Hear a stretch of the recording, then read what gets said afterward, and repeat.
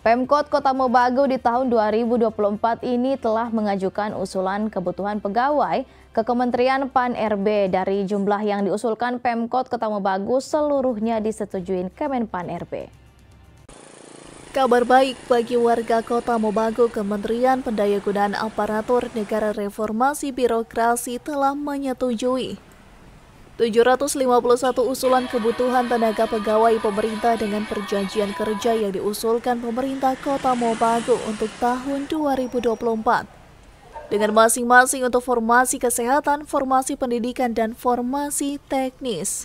Tahun 2024 ini Kota Mobagu mengusulkan formasi tenaga pendidikan, tenaga kesehatan, tenaga teknis dari P3K.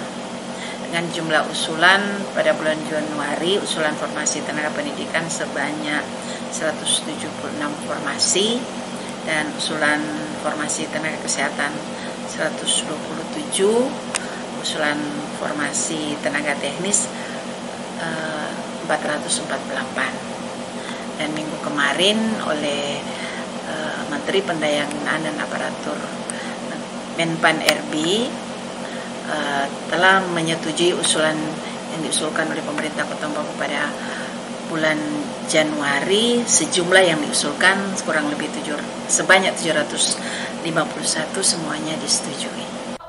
Untuk penerimaan dan seleksi nanti, pihak BKPP Kota Mobagu masih menunggu petunjuk teknis tahapan dan jadwal pelaksanaannya dari Kemenpan-RB maupun BKN.